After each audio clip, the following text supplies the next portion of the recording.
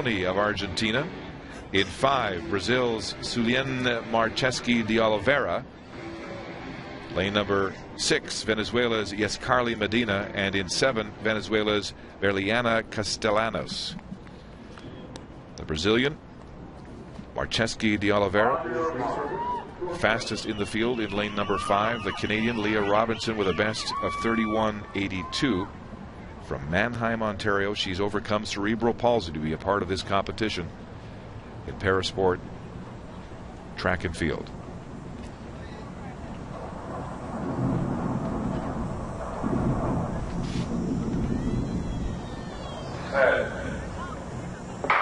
Starter holding these athletes for an eternity, it seems. Now they're underway as they come through that headwind in the bend. The Canadian Robinson beginning to lose some ground here as Brazil's de Oliveira strides strongly.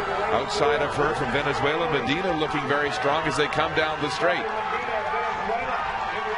Marcheski de Oliveira running strongly.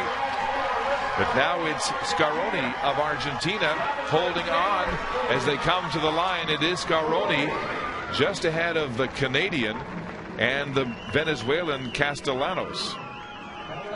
So Lise Scaroni of Argentina being congratulated at the finish by Leah Robinson of Canada, who looked like she got there for 3rd, just behind Castellanos of Venezuela.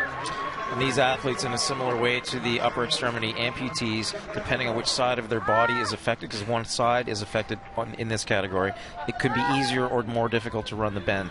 The other element that these athletes are dealing with is muscles that are always in an increased state of tension, and so fatigue sets in, and when it sets in, it hits them harder than it normally would. And you see this as they come out of the bend. You watch some of the athletes really tying up. This is where in the 200 you really need to have that speed endurance. You need to be able to carry yourself through to the finish. And you see Leah Robinson on the inside there. Her stride length is lengthening. She's really tying up. But the athlete from Argentina, Scaroni, is not, and finishes first to take the gold here today in Toronto. Tremendous exhibition of determination and athletic ability from these women. You know, one of the favorites, de Oliveira of Brazil, ran really well through the bend, but as she came out of the bend, she really tied up and ended up finishing in 4th place behind Leah Robinson of Canada. And we talk about lactates building up and able-bodied athletes tying up, and with these athletes with cerebral palsy, it's just accentuated all the more because of the disability. Lise Scaroni, officially the winner